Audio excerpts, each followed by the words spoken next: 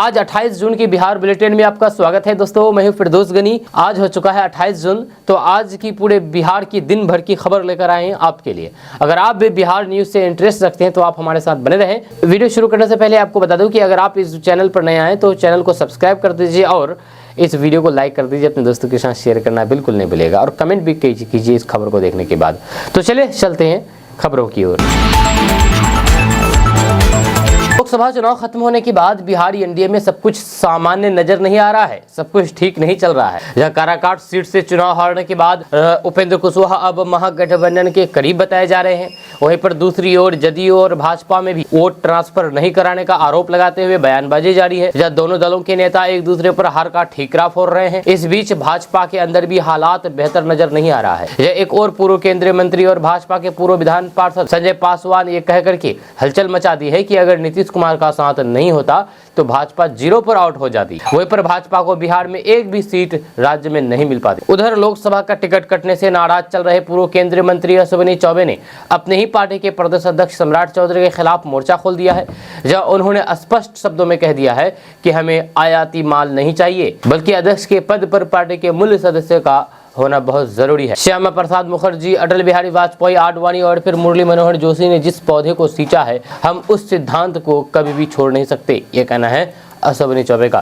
साथ ही उन्होंने कहा है कि अध्यक्ष के पद पर कभी भी, चाहे वो जिला हो, राज्य हो, प्रदेश हो या फिर केंद्र हो, उस पद पर निश्चित रूप से संगठन के मूल का सदस्य होना चाहिए। जब अध्यक्ष मूल का होगा तभी हम देश को आगे बढ़ा सकते हैं और मैं शुरू से ही इसका पक्षधर रहा हूं। अश्विनी चौबे ये भी कहा कि बिहार में भाजपा अपने दम पर चुनाव लड़े। इस बात से अंदाजा लग रहा है कि आखिर एनडीए में सब कुछ ठीक नहीं चल रहा है और एनडीए में कुछ न कुछ तो गड़बड़ है अंदरूनी, जो अब धीरे धीरे वह मटका फूट रहा है और नजर आने लगा है कि आखिर अंदरूनी क्या चल रहा है एनडीए में।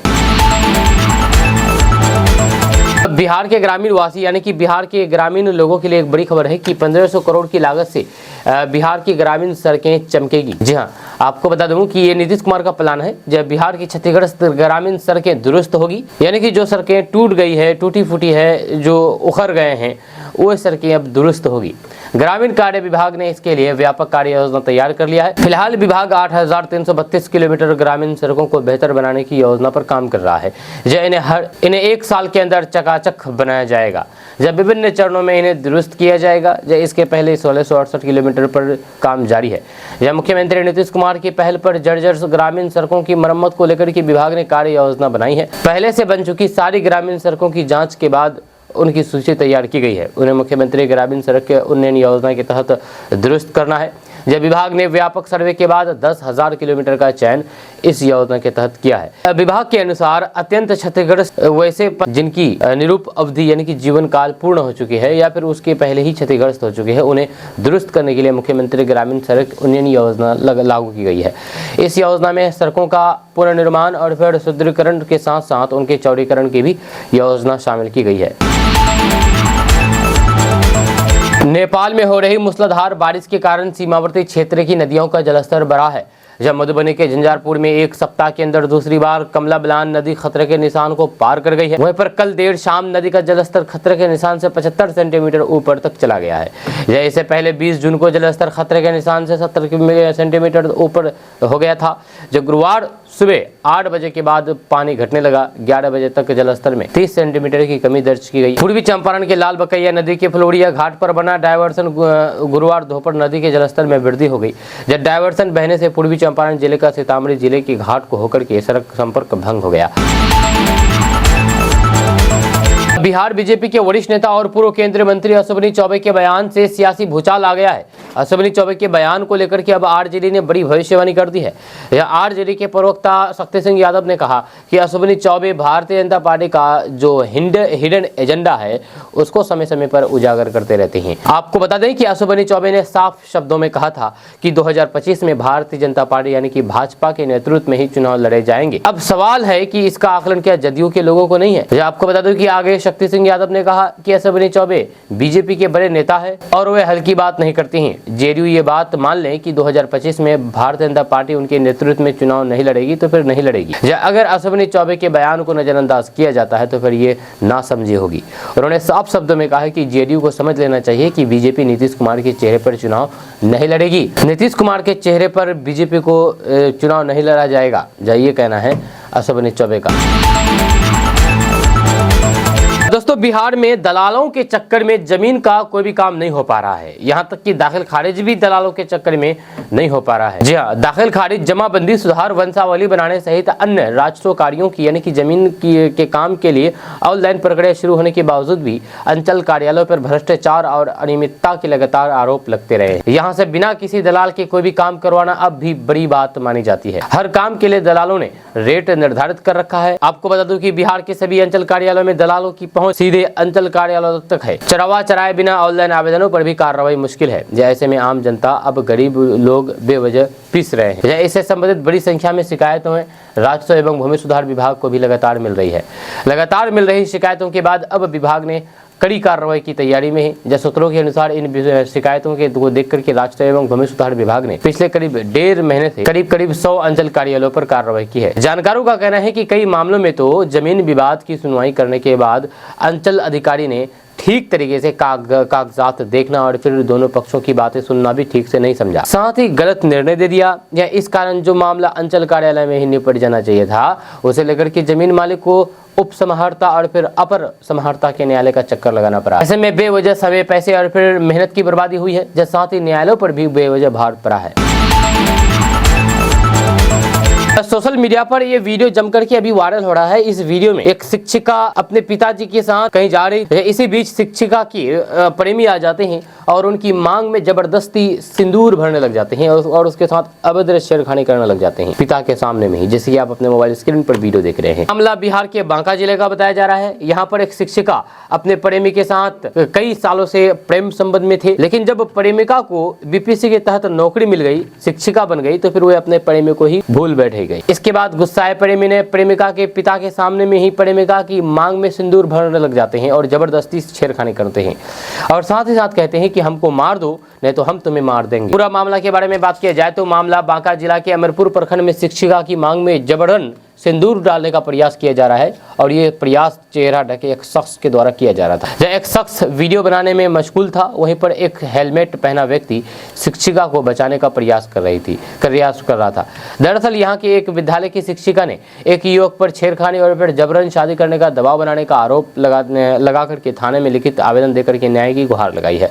शिक्षिका ने बताया है कि बीपीएससी परीक्षा पास करके वह अमरपुर प्रखंड के एक विद्यालय में शिक्षिका पद पर कार्यरत हैं। उन्होंने बताया है कि बांका जिले के बरहाट थाना क्षेत्र के बबन गामा निवासी सौरभ सोनू आए दिन उनके साथ छेड़खानी करते हुए जबरन शादी करने का दबाव बनाते आ रहा है। जब कभी फोन पर धमकी तो फिर कभी सामान लेकर के धमकी देकर के जबरन शादी करने का दबाव बनाते हुए उन्हें तंग और तबाह करता हुआ नजर आ रहा है। शिक्षिका ने बताया है कि युवक से तंग आकर के उन्होंने 2 माह पहले बांका पुलिस महिला थाने में युवक के खिलाफ लिखित आवेदन देकर के न्याय की गुहार लगाई थी, जिस पर महिला थाने की पुलिस युवक को थाने बुला करके कड़ी चेतावनी देते हुए उसे बॉन्ड भरवा करके छोड़ दिया था। लेकिन इनकी हरकत अभी भी नहीं सुधरी है और अभी भी मेरे साथ ऐसे ही दुर्व्यवहार करते हैं। शिक्षिका ने बताया है कि 25 जून दिन मंगलवार को वे विद्यालय की छुट्टी होने के बाद होने के बाद स्कूल से अपने घर जा रही थी। या तभी गोरमगर मोड़ के पास खेसड़िया बहियार के पास सौरभ सोनू 3-4 लड़कों के साथ बीच सड़क पर बाइक खड़ी करके उनका रास्ता रोक लिया। जब तक वे कुछ समझ पाती तब तक सौरभ सोनू अपने कमर से देसी कट्टा निकाल करके उनके पिता के साथ हाथापाई करते हुए जबरन उनकी मांग में सिंदूर भरने लगा और फिर अपने दोस्तों को मोबाइल से वीडियो बनाने का निर्देश दिया। शिक्षिका ने बताया है कि उनका वीडियो बना करके सौरभ सोनू ने मोबाइल पर वायरल कर दिया है। यह वायरल वीडियो का केडीबी लाइव खैर पुष्टि नहीं करती है। आपको बता दूं कि शिक्षिका ने थाने में अविलंब इस युवक के खिलाफ कार्रवाई करने के लिए आवेदन दिया है। पटना हाईकोर्ट ने एक बहुत बड़ा फैसला लिया है। बहुत बड़ा फैसला ये लिया है कि पाकिस्तान के एक नागरिक जो 8 साल में जेल में बंद था, उसको पटना हाईकोर्ट ने रिहा करने का आदेश जारी कर दिया है। आपको बता दूं कि ये शख्स पाकिस्तान के रहने वाले हैं जो कि इंडिया आए हुए थे। हम इसके बारे में पूरी डिटेल्स के साथ आपको बताएंगे, पूरा मामला बताएंगे। आपको बता दूं कि पटना हाईकोर्ट ने भारतीय नागरिक नहीं होने के मामले में 2016 से जेल में बंद अरवल के सैयद नकवी को रिहा करने का आदेश दिया है। जस्टिस पीबी भजंत्री एवं जस्टिस आलोक कुमार पांडे की खंडपीठ ने सैयद नकवी की पत्नी अफसाना नगार की आपराधिक रिट याचिका पर सुनवाई करते हुए यह निर्णय सुनाया है। साथ ही साथ जेल में 7 महीने रहने के बाद उनकी बाकी की सजा माफ कर दी है। जैसे सैयद नकवी के वकील अमित नारायण ने बताया है कि सुप्रीम कोर्ट में 2022 में आना परवीन के मामले में दिए गए फैसले को आधार बना करके नकवी को जमानत मिली है। आपको बता दें कि अरवल में जन्मे सैयद नकवी को 1982-83 में उनकी नानी अपनी सेवा के लिए पाकिस्तान लेकर के चली गई थी। इस दौरान वहां पर नकवी को पाकिस्तान की नागरिकता मिल गई, यानी कि नकवी भारत से पाकिस्तानी बन गए। 2012 में नकवी के पिता ने संदेश भेजा कि वे बीमार है, यानी कि नकवी के पिता अपना भारत में अरवल में था, यानी कि 2012 में नकवी के पिता अपना भारत अरवल में था और वहीं पर उसके बेटा नकवी पाकिस्तान। तो उनके पिता का तबीयत खराब हो गया था, जिसको लेकर के अपने बेटे को लेटर भेजा कि आओ मेरे सेवा पानी करने के लिए यहीं पर रहो, भारत में रहो। उसके बाद क्या था, नकवी पाकिस्तान से वीजा लेकर के अरवल पहुंच गया। वीजा की अवधि यानी कि वीजा की जो समय था मात्र 6 महीना ही था। जब 6 महीने में पिता की तबीयत ठीक नहीं हुई, नकवी बिना वीजा के ही यहीं पर रहने लगे, बिना वीजा अवधि बढ़ाए हुए, यानी कि 6 महीने का उसका डेट था और 6 महीना पूरा हो चुका था। 6 महीने के बाद उसको वीजा को यहाँ पर रहने के लिए वीजा का जो अवधि है उसका डेट है वो बढ़ाना चाहिए था, लेकिन नकवी ने नहीं बढ़ाया। जब पुलिस ने इस आधार पर उसे गिरफ्तार कर लिया, जब पुलिस को शक हुआ कि कहीं नकवी पाकिस्तान से ट्रेनिंग लेकर तो नहीं आया है भारत, हालांकि बाद में जांच में ये सब बात गलत साबित हुआ। आपको बता दें कि नकवी ने पटना हाईकोर्ट में अपील की, जहां पटना हाईकोर्ट ने केंद्र और फिर राज्य सरकार को नोटिस भेजा। इस दौरान नकवी ने भारतीय मुस्लिम महिला से शादी भी कर ली। जब 2017 से जहानाबाद के डिटेंशन सेंटर में रह रहे नकवी के वकील अमित नारायण ने बताया है कि उन्होंने हेबियस कॉर्पस के रूप में याचिका दायर की है। इस बीच जब भारतीय विदेश मंत्रालय ने जब पाकिस्तान से संपर्क किया तो फिर पाकिस्तान सरकार ने कहा कि नकवी ने जो पता बताया है वो मिल नहीं रहा। जब राज्य सरकार ने अपनी ओर से हल्फनामा दायर करके कहा कि नकवी को कोई भी लेकर के खतरा नहीं दिखता है, लेकिन नागरिकता पर फैसला लेने का अधिकार केंद्र सरकार के पास है। दोस्तों, बिहार में अक्सर गरीब लोगों की जमीन घर पर दबंगों के द्वारा कब्जा करने की घटना सामने आती रहती है, लेकिन अब बिहार के डिप्टी सीएम सम्राट चौधरी के बंगले पर ही कब्जा हो गया। ये बात किसी और ने नहीं बल्कि खुद डिप्टी सीएम ने कही है। आपको बता दें कि साथ ही उन्होंने ये भी बताया है कि उनके बंगले पर किसने कब्जा किया है। हालांकि सम्राट चौधरी ने कोई भी नाम नहीं लिया है। असल सम्राट चौधरी ने कहा है कि जब उनको बंगला आवंटित को लेकर के सवाल किया गया तो उन्होंने कहा कि इस पर किसी और का कब्जा हो गया। सम्राट चौधरी का इशारा पूर्व डिप्टी सीएम तेजस्वी यादव की तरफ था, जो कुछ माह पहले तक बिहार के उप मुख्यमंत्री थे। इस दौरान तेजस्वी यादव को बंगला नंबर 5 अलॉट किया गया था, लेकिन सत्ता परिवर्तन के बाद ये बंगला अब सम्राट चौधरी को आवंटित कर दिया गया। हालांकि अभी भी ये बंगला तेजस्वी यादव ने खाली नहीं किया है। जी हां, सम्राट चौधरी ने कहा कि बहुत समय से ये लोग हम लोगों का शोषण कर रहे हैं, ये लोग लुटेरे हैं, कब्जा करके रखना चाहते हैं। दोस्तों, सीएम नीतीश कुमार कल वाल्मीकि नगर पहुंचे, जहां पर उन्होंने 120 करोड़ की लागत से निर्मित अंतर्राष्ट्रीय कन्वेंशन सेंटर का लोकार्पण किया। साथ ही साथ सीएम नीतीश कुमार ने इस परिसर में स्थापित महर्षि वाल्मीकि की प्रतिमा का लोकार्पण करके वहां पौधरोपण किया। आपको बता दें कि भारी बारिश के बीच बिहार के मुख्यमंत्री नीतीश कुमार कल पश्चिमी चंपारण के बगहा पुलिस जिला मुख्यालय के वाल्मीकि नगर पहुंचे। उन्होंने 120 करोड़ की लागत से बने अंतर्राष्ट्रीय कन्वेंशन सेंटर के साथ अतिथि गृह का लोकार्पण किया। जब मुख्यमंत्री नीतीश कुमार के साथ भवन निर्माण मंत्री जयंत राज और फिर जल संसाधन मंत्री विजय चौधरी शामिल रहे। धरती प्यासी है, खेतों में दरार पड़ गया है, काले काले बदरा किसानों को मुंह चिरा रहे। उधर अन्नदाता कह रहा है गरज बस प्यासी धरती पर पानी फिर दे मौला। जब बिहार में मानसून सुस्त पड़ा हुआ है, बिहार में मानसून हफ्ते भर से देरी से पहुंचा है। कहीं कहीं हल्की फुल्की बारिश हुई, दक्षिण बिहार के कुछ जिलों में बारिश हुई, लेकिन वहां पर ऊंट के मुंह में जीरा ही साबित हुआ। 1-2 जिलों में हल्की बारिश हुई, लेकिन उससे कृषकों के समस्या का हल नहीं हो पाया। मौसम विभाग के अनुसार आज 28 जून को भी बिहार में बारिश होने की संभावना जताई है।